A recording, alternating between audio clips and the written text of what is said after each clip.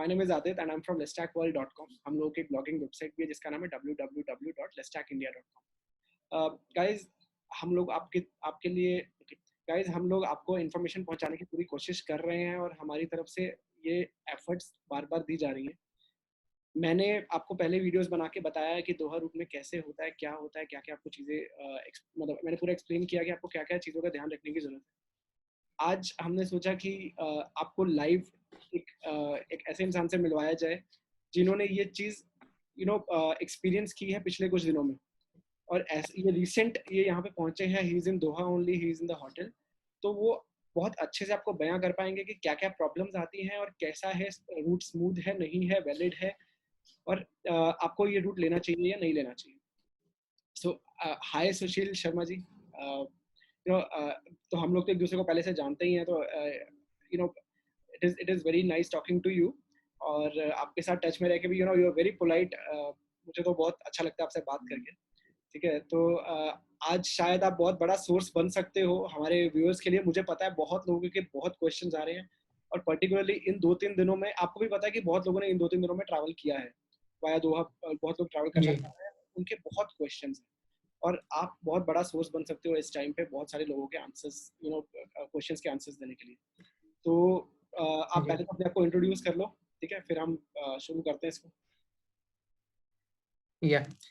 So hi Aditya, I am Sushil Sharma. और मैंने travel किया था दिल्ली से. मैं एक स्टूडेंट हूँ. I have joined Crandall University in New Brunswick, and I am a masters of management student there for May intake.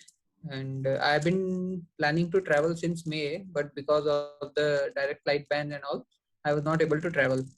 And then I got to know about the Doha route thanks to your Facebook profile and all.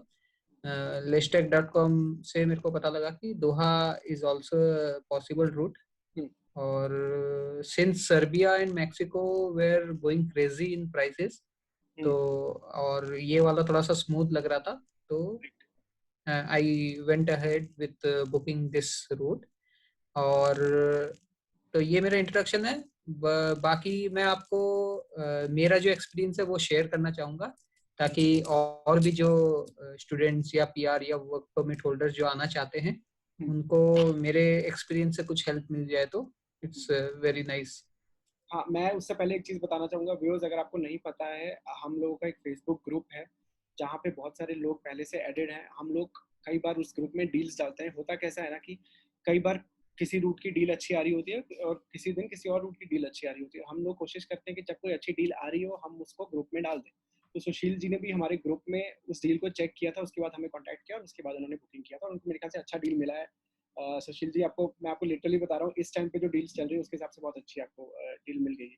ठीक है जी हाँ, जी. तो हम शुरू करते हैं. सबसे पहले मेरा आपसे एक क्वेश्चन रहेगा कि आपको क्या लगता है कि ये रूट स्मूथ है या नहीं है? लोगों को ये रूट चूज करना चाहिए या नहीं करना चाहिए अगर उनको अगस्त में ट्रैवल करना है? जी, तो मैं बताना चाहूँगा कि जैसे बाकी सारे रूट्स हैं, हर रूट का कुछ ना कुछ प्लस पॉइंट है, कुछ ना कुछ माइनस पॉइंट है. बट टू बी फ्रैंक, हम अगर कैलकुलेटेड रिस्क लेते हैं तो ये रूट बहुत अच्छा है. It's very smooth. There is no requirement of any visa, and the visa is on arrival actually.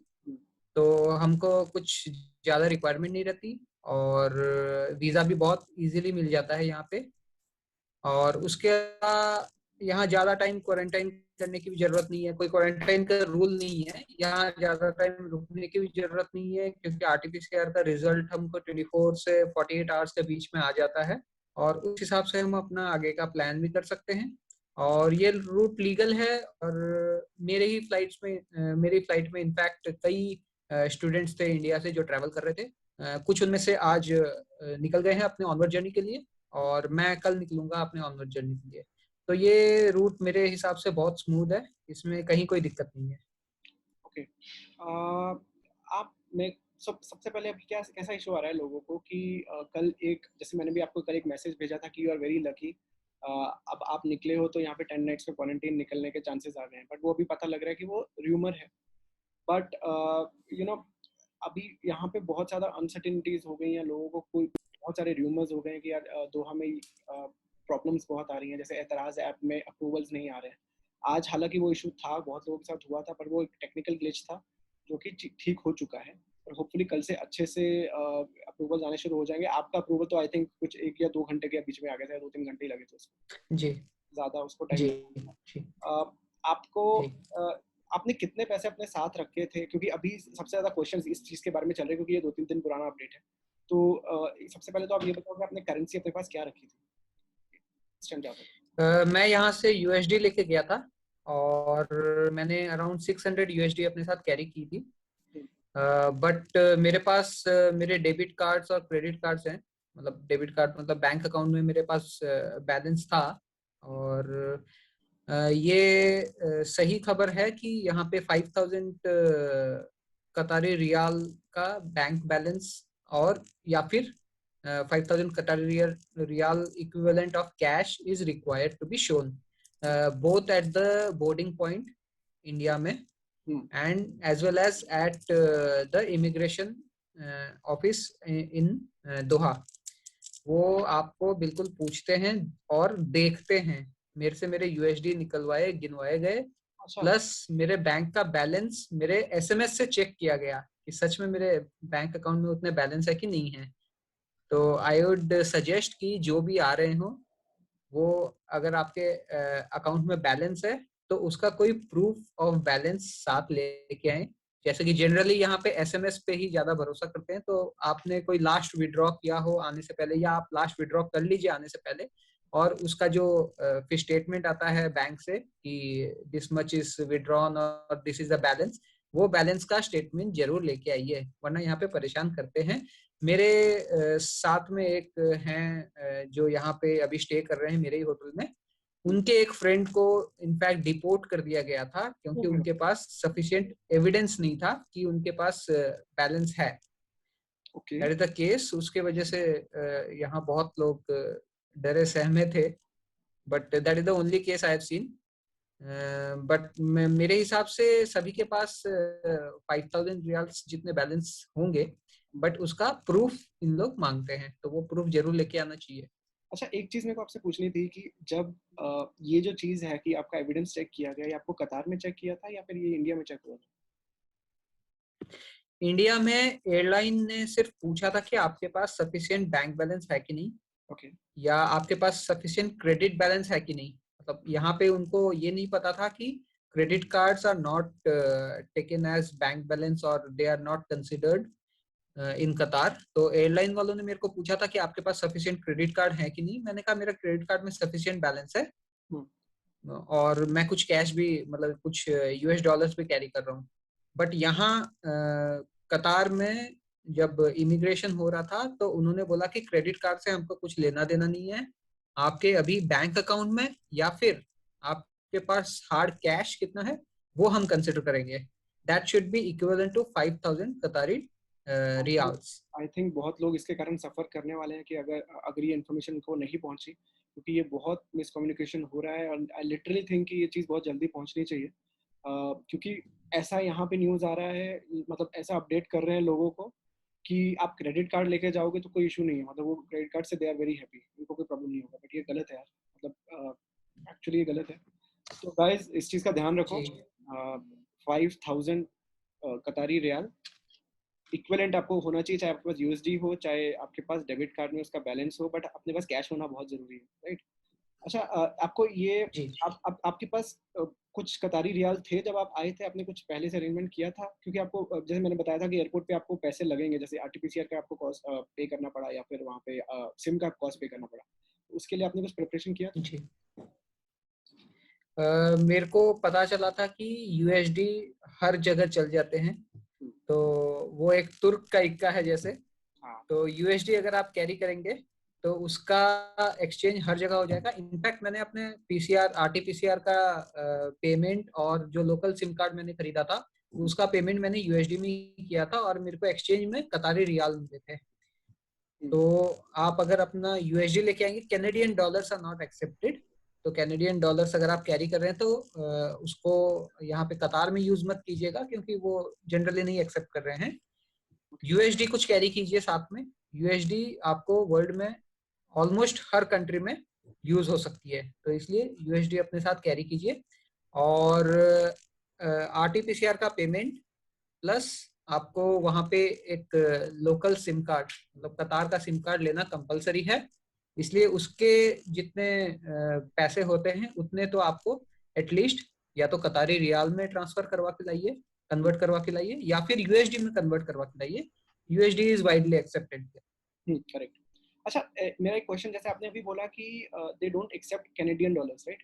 So they don't accept, मतलब वो इमिग्रेशन पे जहाँ पे आपका चेकिंग हुआ वहाँ पे तो एक्सेप्ट करते होंगे कि यार ये करेंसी है आपके पास। जब आप आरटीपीसीआर टेस्ट करवा रहे हैं या सिम ले रहे हैं तब वो एक्सेप्ट नहीं कर रहे, राइट?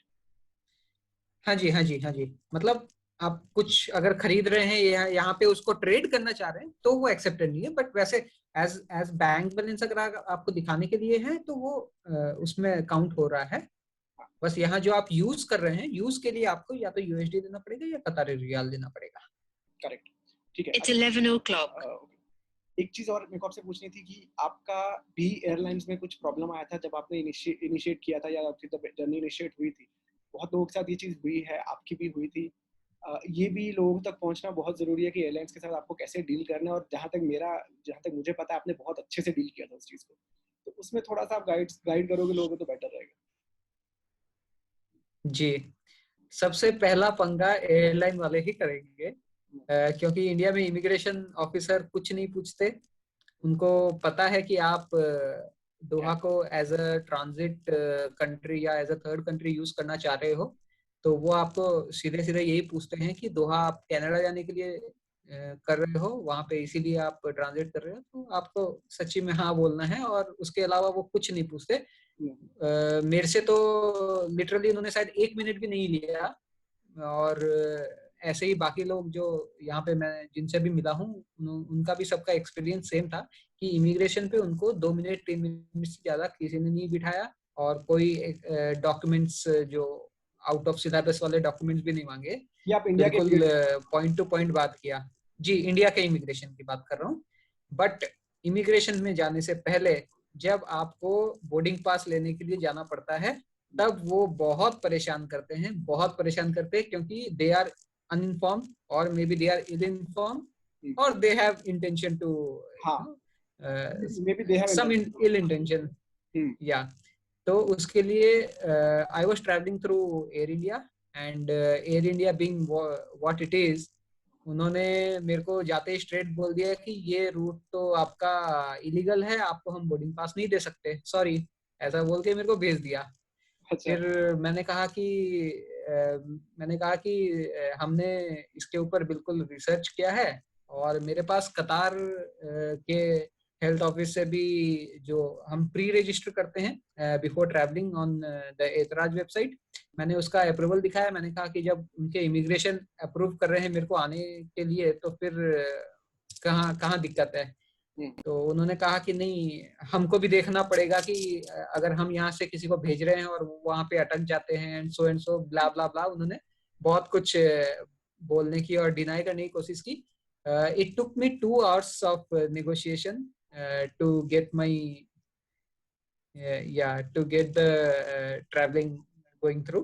और उन्होंने 2 घंटे तक मेरे को लटकाया, कभी किसी सीनियर को बुलाया, कभी किसी और सीनियर को बुलाया, and finally they cross checked the route with some of their other counterparts like through IndiGo, और इंडिगो से उन्होंने क्रॉस चेक किया पहले, and then they went ahead to give me the boarding pass. और it was just 2 hours before boarding my flight, so they had kept me wait for around 2 hours at the counter itself. और उनको मैंने बहुत समझाया, मैंने कहा कि Canadian immigration से हमने ट्विटर पे ले रखा है कि दोहा का आरटीपीसीआर और दोहा वाला रूट इज ऑल गुड, और हमने दोहा कतार एडमिनिस्ट्रेशन से ले रखा है कि we are allowed to fly from India if we are fully vaccinated and all.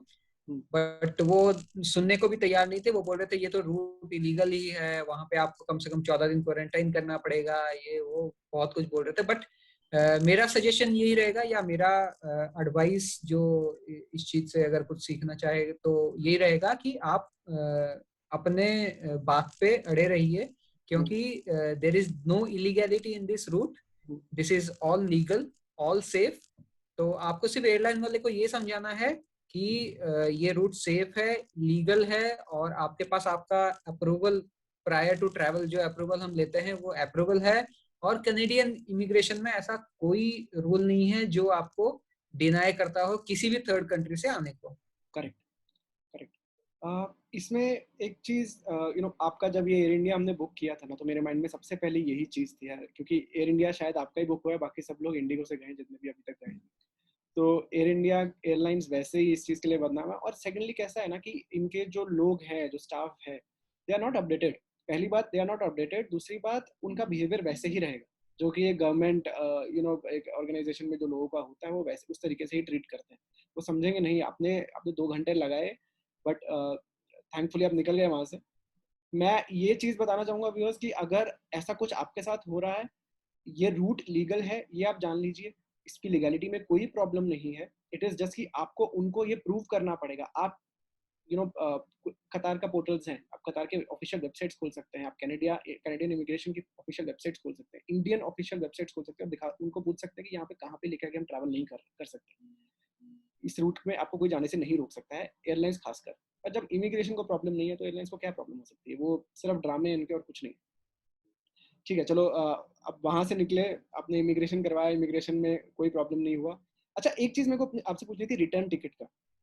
हालांकि मुझे पता है ये, और मुझे इसकी टेक्निकलिटी भी पता है कि रिटर्न टिकट क्यों यूज होती है, पर आप भी एक बार क्लियर कर दो कि आपसे रिटर्न टिकट मांगी गई या नहीं मांगी जी, फाइनली एयरलाइन वाले ने मेरे को लास्ट में जब वो देख लिए कि मेरे को पता है कि ये रूट इलीगल नहीं है and I am not ready to give up on them, तो उन्होंने फिर कहा कि उनके जो उस टाइम के मैनेजर होंगे उस टाइम उस शिफ्ट के, तो उन्होंने फिर लास्ट में यही पूछा कि आपके पास आपका रिटर्न टिकट है क्या, आपके पास आपके होटल बुकिंग के वाउचर्स या होटल बुकिंग का कंफर्मेशन है क्या, और तीसरा चीज आपके पास यहाँ का नेगेटिव टेस्ट रिपोर्ट है क्या, है? एंड फोर्थ इज आपके पास बैलेंस है क्या। ये चारों चीज आप कंफर्म कर दीजिए और हम आपको जाने देंगे।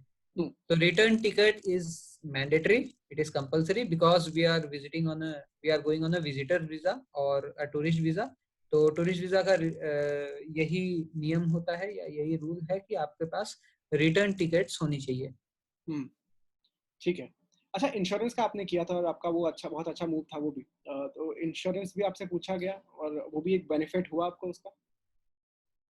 हाँ जी, इंश्योरेंस का बेनिफिट हुआ क्योंकि वो बोल रहे थे कि आपके पास आपके मतलब 5,000 रियाल्स जो मैंडेटरी है वो है कि नहीं है, तो वहां पे आप अगर बीमार पड़ गए तो आपका how will you take care of your finances and all. तो उसके लिए मैंने दिखाया मेरे पास ट्रैवल इंश्योरेंस, मैंने प्रीवियस डे ही ट्रैवल इंश्योरेंस कर लिया था, पता नहीं some sixth sense came into me and मेरे को लगा कि ट्रैवल इंश्योरेंस जरूरी है।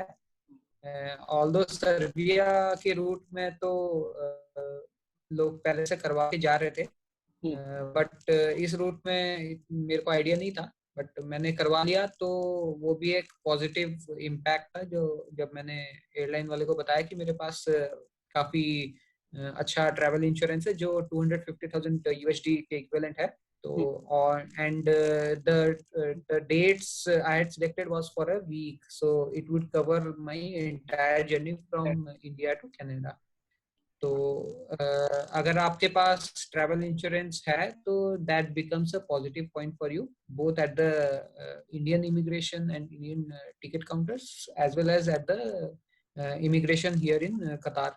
यहाँ कतार इमिग्रेशन पे भी मेरे को इनफैक्ट जब मेरे को बोला गया कि आप अपना बैंक बैलेंस या ये सब दिखाइए, तब मैंने उनको ये भी बताया कि I have travel insurance and he was happy with it. Awesome. अच्छा, अच्छा, ये तो अब बात हो गई कि आप इंडिया से कैसे निकले। उसके बाद जब आप कतार पहुंचे तो क्या क्या स्टेप्स में सब चीज़ें करनी पड़ती? सबसे पहले कहाँ जाते हो? इमिग्रेशन कौन से कब आता है? आई मीन, और इमिग्रेशन इज इट स्मूथ या फिर यहाँ पे भी कुछ प्रॉब्लम्स होती जी, तो प्लेन डीबोर्ड करने के बाद सबसे पहले वो हमको एक लाइन में लेके जाते हैं। 2 लाइंस बनाई होती हैं, एक है जो फुली वैक्सीनेटेड है और दूसरे हैं जो अनवैक्सीनेटेड या पार्शियली वैक्सीनेटेड हैं। तो जो फुली वैक्सीनेटेड हैं उनकी लाइन जो है वो सीधी चली जाती है आरटीपीसीआर टेस्ट करवाने के लिए, और जो अनवैक्सीनेटेड या पार्शियली वैक्सीनेटेड ट्रैवलर्स हैं उनकी लाइन चली जाती है वो अपने 10 डेज के होटल क्वारंटाइन या 14 डेज के, I don't remember the exact number of days, but उनके duration hotel for the quarantine period, उनके ड्यूरेशन का होटल का ये देखा जाता है रिजर्वेशन है कि नहीं है, और बाकी डॉक्यूमेंट्स भी उनसे मांगे जाते हैं। और जो फुली वैक्सीनेटेड है उनकी लाइन छोटी थी और उनको सिर्फ वैक्सीनेशन के सर्टिफिकेट प्लस जो हम ट्रैवल करने से पहले हमने जो रजिस्ट्रेशन किया था, एप्लीकेशन दिया था ऐतराज वेबसाइट पे, सिर्फ वो मांगी जाती है। उसके बाद हमको सभी को फिर दोनों ग्रुप्स को एक एक करके आरटीपीसीआर टेस्ट के लिए सैंपल कलेक्शन किया जाता है। वहाँ पे करीब 12 काउंटर्स थे, तो मतलब it was not a rush, आराम से जितने भी लोग आए थे easily everyone could get their number in 5-7 minutes of wait। तो सबके आरटीपीसीआर रजिस्टर किए गए और उसके बाद एक जगह पे हमको पेमेंट करने के लिए कहा गया, वहाँ पे हम पेमेंट करके आए और फिर उसके बाद पेमेंट स्लिप लेके हमने आरटीपीसीआर के लिए अपना स्वैब सैंपल दिया। तो उसके बाद हमने यही पूछा कि इसका रिपोर्ट हमको कब तक मिलेगा या हमको रिपोर्ट कहाँ से निकालना है या ऑल दोस थिंग्स। तो उधर generally everyone is not still aware of the process, क्योंकि उनका the reason why Qatar is conducting RTPCR is to understand that everyone who has come are not having corona. But हमारा intention of getting the RTPCR done is to fly ahead to Canada. तो हमारा intention था कि हमको report कैसे मिले rather than getting just a result, we also wanted a printed report with a QR code and all those things, but उनका intention था कि we'll notify your result, is it positive or negative on the ऐतराज app itself। तो उसके बाद हमने पूछा और हमको पता लगा कि यहाँ wherever you stay you have a nearest a sort of government hospital और they call it the health center। वहाँ पे जाके और आपका जब ऐतराज ऐप पे नेगेटिव या पॉजिटिव जो भी रिजल्ट आ जाए उसको दिखा के और आपको हार्ड कॉपी निकलवा के लानी है। और हाँ, इसके बाद जब आप सैंपल दे के और बाहर निकलते हो then comes the immigration part.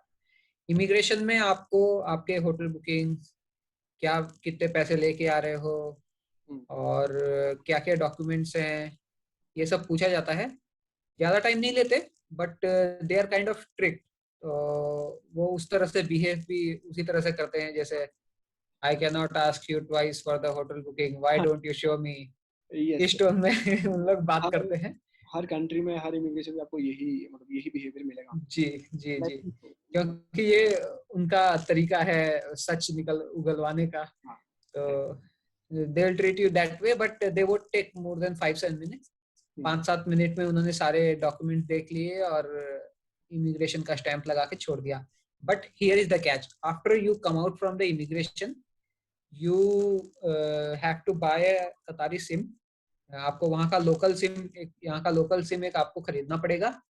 और वहीं इमिग्रेशन के बाद ड्यूटी फ्री शॉप है, वहाँ पे आपको जाके एक अपना सिम खरीदना पड़ेगा। वो तुरंत उसको एक्टिवेट करवा के दे देते हैं।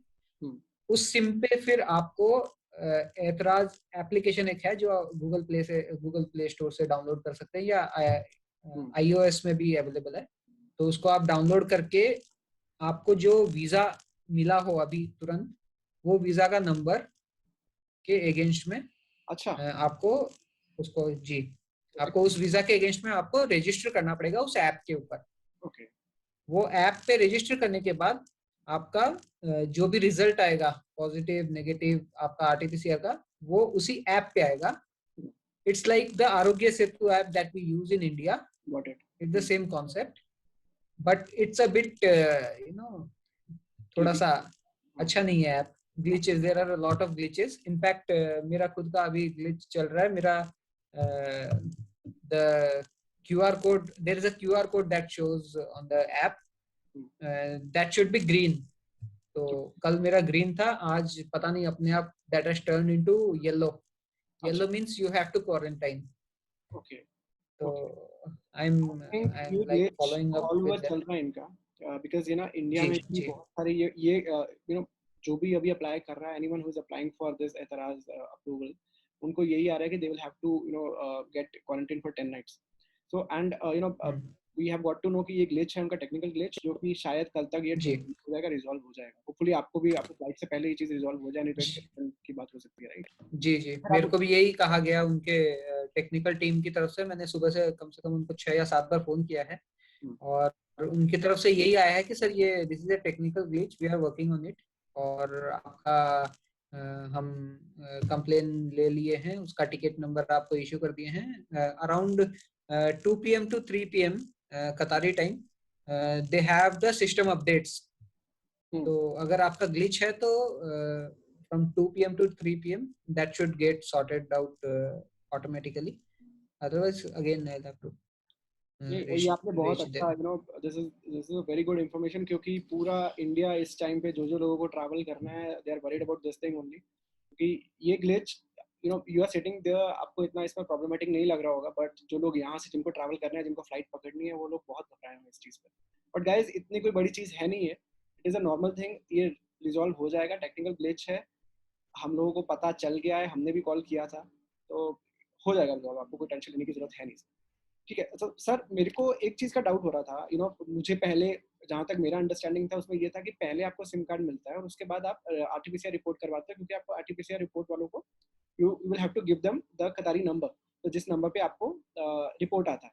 बट अब आप बोल रहे हो कि पहले रिपोर्ट होता है, उसके बाद जी इमिग्रेशन होता है, उसके बाद सिम मिलता है. तो फिर जो जी अच्छा, आप वीज़ा नंबर डालते हो, आप ऐप में जो आप ऐप को रजिस्टर करते हो, वीज़ा नंबर डालते हो, तो उस वीज़ा नंबर के बेस पे वो आपको रिपोर्ट शेयर करता जी है. जी जी.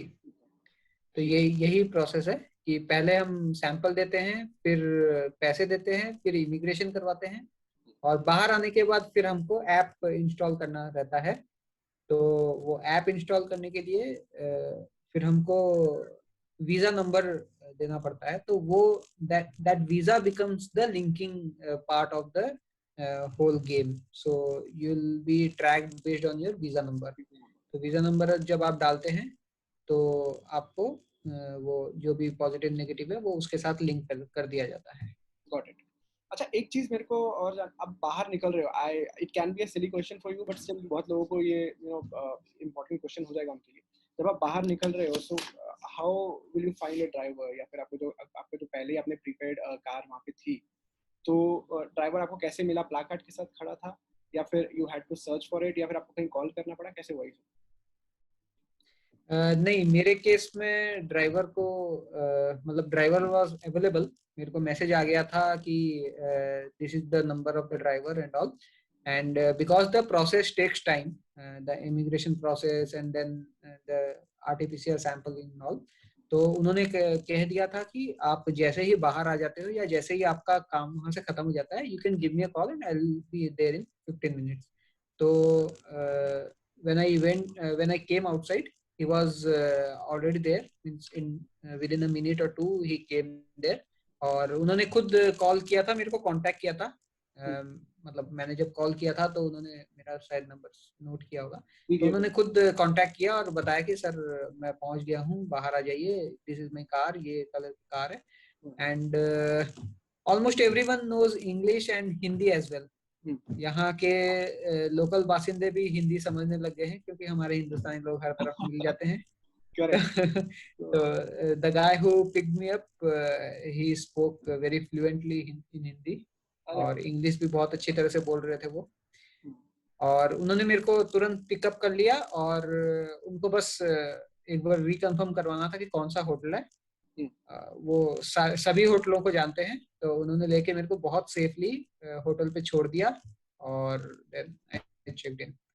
So it was hassle free. It was hassle free. आपका बैगेज ऑलमोस्ट अराउंड 40 केजीज था, राइट? तो यस। बैगेज का कोई इशू, आई मीन ऐसा तो नहीं कि आप बाहर आए एंड गाड़ी में बैगेज नहीं आ रहा है, या फिर उसका कोई इशू तो नहीं हुआ था? इट वाज यू हैड और फुल? नहीं नहीं, ऐसा कोई इशू नहीं आया।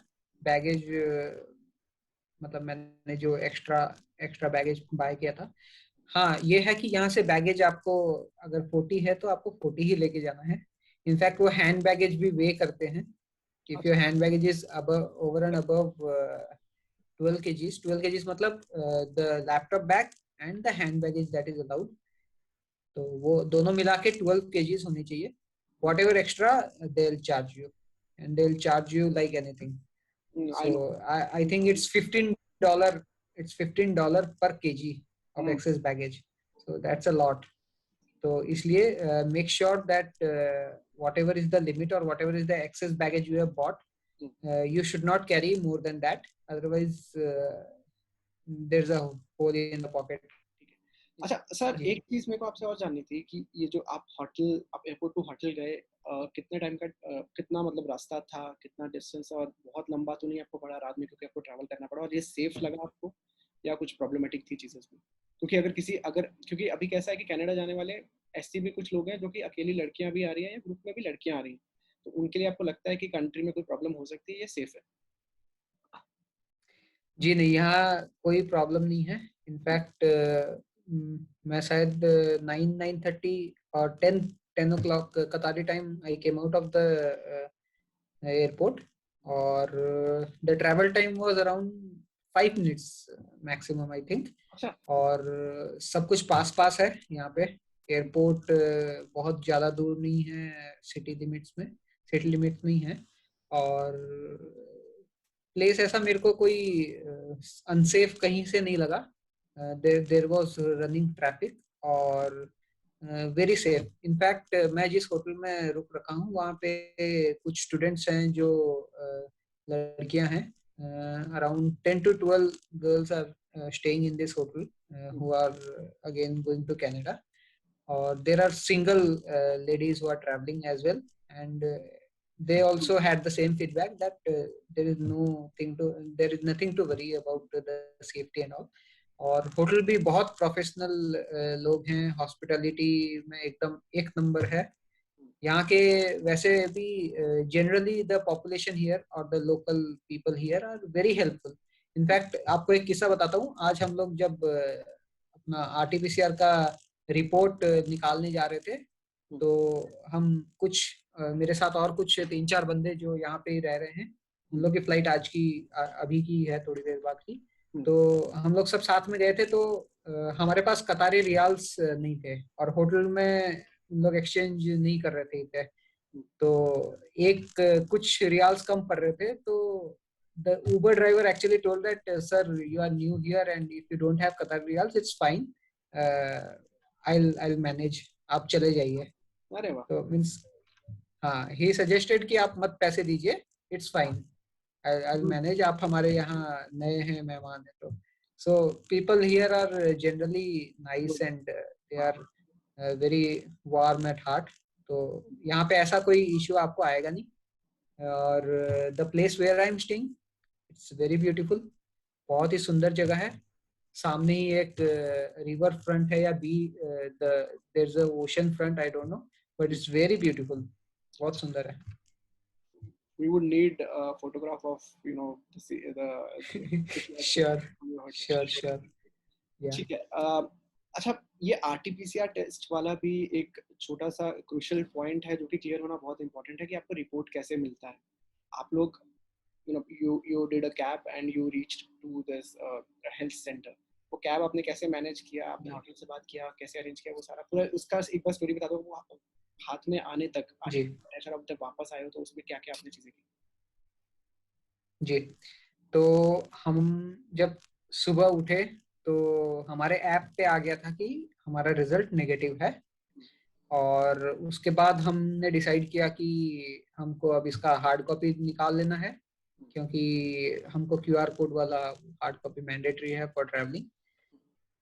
Then we contacted the customer service of ministry of health here and we got to know that we can go to any health centers which are like government managed hospitals. There we have to go and then we can get the hard copies. So हमने पहले hotel वाले से बात की तो उन्होंने कहा कि सर हम अरेंज कर सकते हैं cab, there is no problem, या फिर अगर if you have Uber then you can go with Uber, that would be cheaper. तो हम यहाँ से उबर बुक किया हमने, जो नॉर्मली हम इंडिया में जैसे बुक करते हैं उसी तरह से हमने उबर बुक किया. और it was very near, it was not even 5 minute, 2-3 minute में हम पहुंच गए. And it was 8 riyals for each cab. तो 8 रियाल्स में आप जाते हो, 8 रियाल्स में आते हो, so it's cheap, it's not even very costly. तो हमने उबर से बुक किया टैक्सी और उन्होंने हमको ड्रॉप कर दिया वहाँ पे. और वहाँ कुछ समय we explained them why we have come and what we want. तो उन्होंने हमको अंदर आने दिया और उसके बाद जैसे ही रिपोर्ट्स बन गए तो उन्होंने हमको रिपोर्ट दे दिए. The report had all the mandatory requirement as per the law of the country and as well as traveling requirement over the world. जो भी normal नियम है कि उसके ऊपर आपको QR कोड होना चाहिए and it should have the address of hospital जहाँ से इशू हो रहा है, द डॉक्टर्स डिस्क्रिप्शन ऑल. तो वो सब हैं उसके ऊपर. और उसके बाद फिर हमारा जब काम हो गया हमने फिर से उबर बुक किया और we were good to go. Good. अच्छा, ये हो गया आपका, आपके पास रिपोर्ट आ गया, ठीक है. अब आप इस होटल के बारे में रिगार्डिंग द ब्रेकफास्ट या फिर यहाँ पे अगर कतार में कोई आ रहा है तो मील्स उनको किस तरीके, व्हाट शुड दे एक्सपेक्ट. तो वेज फूड में कोई प्रॉब्लम तो नहीं आएगी क्योंकि बहुत सारे लोग ऐसे आ रहे हैं जो वेजिटेरियन हैं, राइट. वेज फूड का इशू है. और सेकेंडली मैं एक साथ ही क्वेश्चन पूछ लेता हूँ, थोड़ा वेदर का भी बता दो कि अभी वहाँ पे वेदर क्या चल रहा है. वेदर यहाँ का मत पूछिए. It's really hot, it's really hot. जिन लोगों ने राजस्थान की गर्मी देखी होगी उनको वो जान सकते हैं कि यहाँ पे गर्मियाँ वैसे ही होती है जैसे राजस्थान में होती है. दोपहर को the temperature goes around 42, 44, 45. तो which is very common here. यहाँ पे उन लोग के लिए this is सुहाना मौसम. तो it's hot and in the evenings are also not cooler. They are also hot, but they become humid to add to the ooze. But about the hotel is very nice. बहुत ही अच्छा hotel है. The hospitality that they provide is very nice. They are very welcoming. और आपको क्या चाहिए, they'll go beyond their normal limit to help you. आपको कुछ भी चाहिए, किसी भी बारे में आपको पूछना है, they are ready to suggest you. कभी भी फोन कीजिए रूम सर्विस के लिए, they are ready to help you. और खाने का मैं भी आई एम वेजिटेरियन और इसलिए मुझे भी पहले यही लगा था कि भैया यहाँ पे तो क्या मिलेगा सब. But in fact the chef was Indian. two people were cooking. It was sort of a live kitchen, live cooking चल रही थी और both of them were Indians. So we have all the Indian menu as well. In fact, डोसे बन रहे थे आज. So you can expect all the Indian meals. I had chapati and curries and everything. From French toast to South Indian food, you can expect everything. सब कुछ मिलेगा. Vegetarian में भी बहुत सारे options हैं, किसी को कोई problem नहीं होनी. And breakfast is it was good. और दोपहर को हमने बाहर खाया तो I cannot comment on the दोपहर का food. But seeing the breakfast, I can tell that the quality of food and the taste both are good. You won't regret. अच्छा, ये so आपने जो दोपहर में बाहर खाया या अभी अपने रात में भी डिनर करोगे या कर लिया होगा आपने, so कॉस्ट में क्या एक्सपेक्ट करना चाहिए लोगों को, कितना खर्चा आता है अगर एक मील ले रहे हैं वहाँ पे? क्योंकि कुछ लोग ऐसे भी हैं जो 15 नाइट्स भी रुकने आ रहे हैं यहाँ पे, जिनको यूए ट्रैवल करना है या जिनको यूएसए ट्रैवल करना है. सो ये क्वेश्चन उनके लिए बहुत इंपॉर्टेंट है.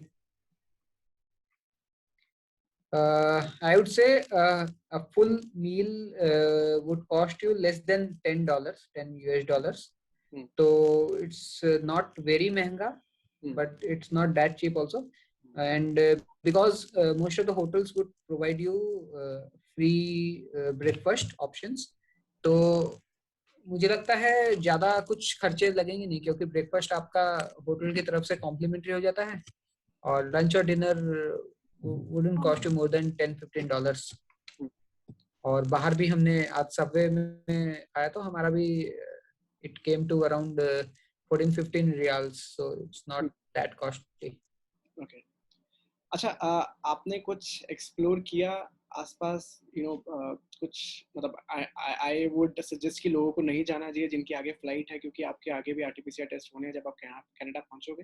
You should quarantine in hotel only, but still आपने कुछ देखा बाहर आसपास, कुछ घूमने के लिए आपको मिला, कुछ अच्छी चीज देखने के लिए मिली? हाँ, हम बाहर निकले थे, बट हम अपना आरटीपीसीआर टेस्ट रिपोर्ट लेने के लिए निकले थे, बट हाँ, उसी में हमको ग्लिम्स मिला कि यहाँ पे सामने ही एक ओशन फ्रंट है जहाँ पे बहुत सारे पर्सनल बोट्स और यॉट्स हैं. तो वो it look very nice. It in fact उसके the other side of the ocean has skyscrapers and it look like any American country to me. तो बहुत सुंदर है, रात को यहाँ से व्यू बहुत बढ़िया आता है उसका. तो I think that can be explored, but क्योंकि आज हमारा दिन यही पीसीआर में ही चला गया, तो वी कुडंट एक्सप्लोर एक्चुअली. रात को जा सकते हैं, दिन में तो बहुत गर्मी होती है, सो आई वुड सजेस्ट दिन में बाहर न निकले. अगर if you are not used to the kind of temperature that it has 44-45, if you are not used to this temperature, then stay indoors are very properly ventilated, properly temperature controlled. Sir, mask is required? बाहर अगर लोग घूम रहे हैं तो mask पहन के घूम रहे हैं इंडिया की तरह? Yes, no, mask is compulsory, and they have a fine of around 1,000 reals if they catch you without a mask. Okay. So mask to compulsory hai, and everyone here abides by the law.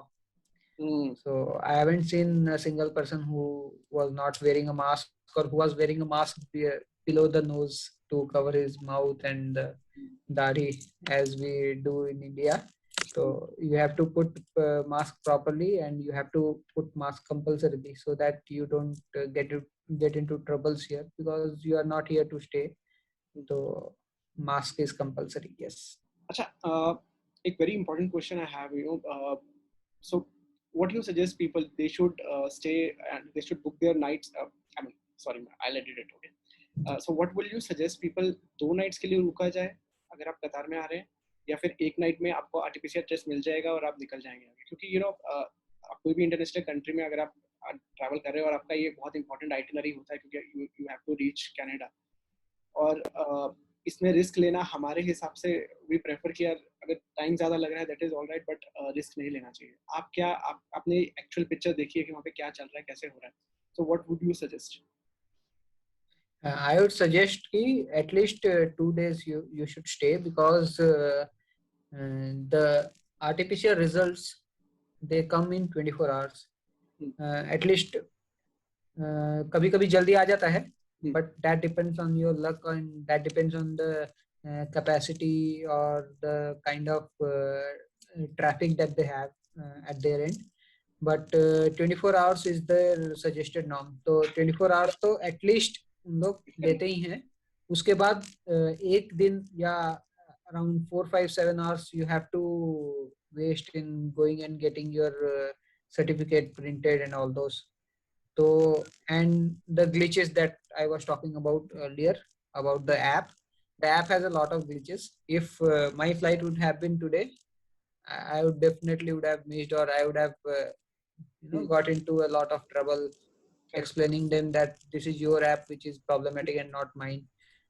तो I would suggest कि आप at least एक दिन extra time रखें, ताकि ये सब चीज़ों से आपको आसानी से आप you can come out of it and easily travel कर सके.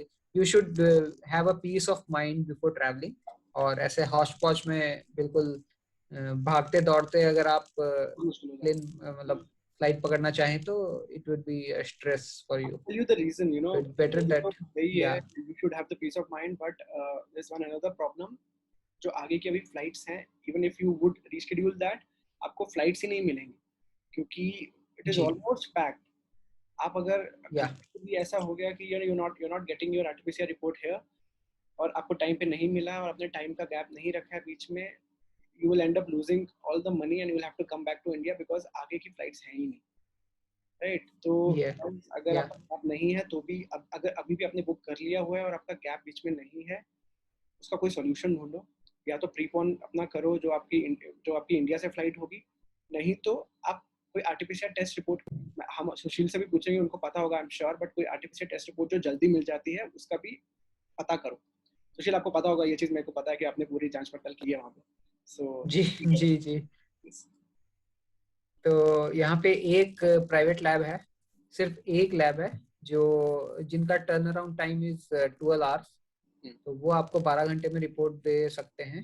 बट फॉर दैट ऑल्सो यहाँ पे इंडिया के जैसे आपको यहाँ पे होटल में आके सैंपल ले जाएं या home collection is not allowed, तो you have to book an appointment for them with them, और अपॉइंटमेंट लेके आपको जाना पड़ेगा वहाँ पे, स्वैब दे के आना पड़ेगा, और उसके बाद 12 घंटे के बाद जब आपके पास रिपोर्ट आ जाएगी तो आपको जाके फिर कलेक्ट करके लाना पड़ेगा। So the 12 hours is also not the 12 hours like the घड़ी का 12 hours, it's the 12 working hours. तो अगर आप if you give your sample in the morning, you'll get the report by evening. If you give the sample in the afternoon or in the evening, then next working 12 hours देखे जाएंगे। रात के time यहाँ पे काम नहीं करते हैं, तो then the 12 hours will be counted as the working 12 hours. तो आपको next day afternoon या evening तक आपको रिपोर्ट मिलेंगी। So that is the only one private lab that is giving the fastest report. But क्योंकि that is the only one, तो वहाँ पे appointment is also not easily available. तो आपको appointment भी शायद एक दिन बाद का मिलता है। As like I was also trying to look at it कि कहाँ है और क्या है, तो मैंने देखा तो when I was searching at 5 o'clock Qatar time, they gave me an appointment of tomorrow 11 a.m. So that means my result or my report would be ready by the next day morning 9 or 10 a.m. Correct. So I would suggest even if you are going with a private lab with the intention to reduce the number of days of stay, even then please pre-book if you are really in a hurry, या फिर it's better कि आप एक दिन हाथ में लेके चलिए, so that it won't be stress for you.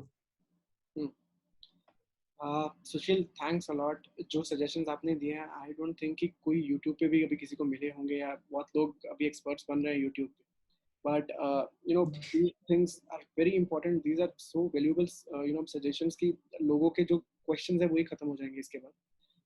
जो लोग टेंशन में हैं गाइस, इस वीडियो को प्लीज़ अच्छे से देख लो, इस वीडियो को प्लीज़ अच्छे से सुन लो, और जो सुशील ने आपको बताया है you should follow all that things, और आप डेफिनेटली पहुंच जाओगे। रूट में कोई प्रॉब्लम नहीं है, बट कुछ चीज़ें ऐसी आ सकती हैं प्रॉब्लमेटिक जो आपका पूरा टूर खराब कर सकते हैं या आपका पूरा आइटनरी खराब कर सकते हैं, तो प्लीज़ इस वीडियो को अच्छे से सुन लेना। Sushil thanks a lot, thank you very much. आप कोई लास्ट एडवाइस देना चाहोगे अपने व्यूअर्स को, तो यू कैन गिव। जी, I'll just sum up whatever we have discussed.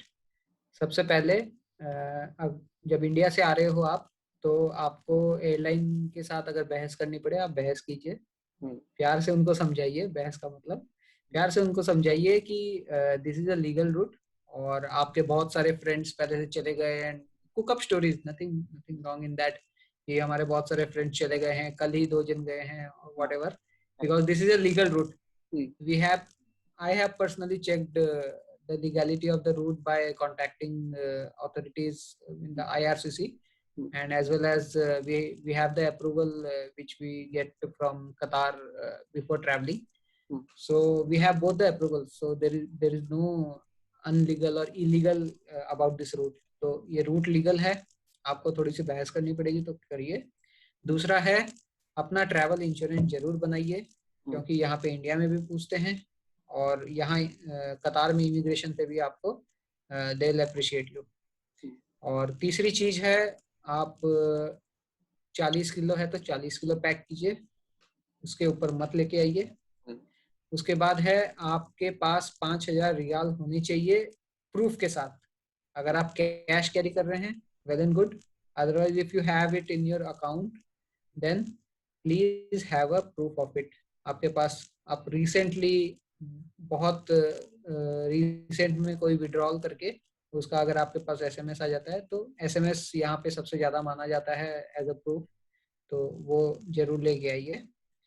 उसके बाद आपको इमिग्रेशन पे यहाँ पे सारे डॉक्यूमेंट्स तो पूछे ही जाते हैं, सबसे ज्यादा पूछा जाता है आपके पास पैसे हैं कि नहीं है। तो उसके लिए you make sure and then get some USDs, so that because you will need to spend on the RT-PCR test at the airport as well as for the SIM, which is also compulsory. The SIM, purchasing a SIM here is mandatory because you will have to log into their Ethraz app. आपके mobile number से एक OTP आएगा and then you will register through it. तो please carry some USD if possible, या फिर Qatari riyal is best if you can carry them.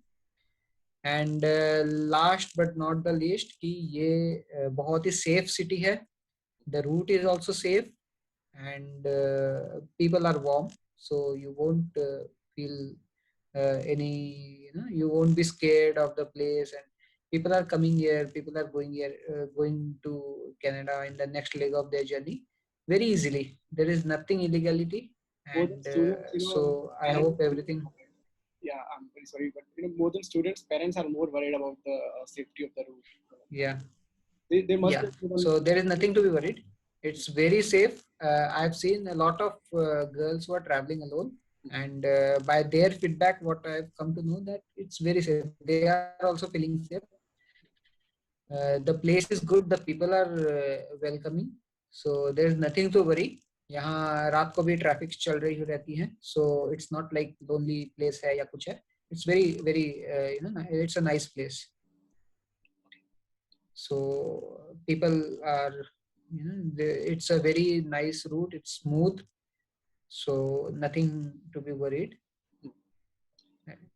Thanks a lot, Sushil. Thank you very much, and best of luck for your future travel. और कल अच्छे से आप immigration अपना complete करो और reach out Canada, और please be connected also. Yeah, sure. Thank you. Yeah. Thank you, Adit. Thank you. Bye. Bye.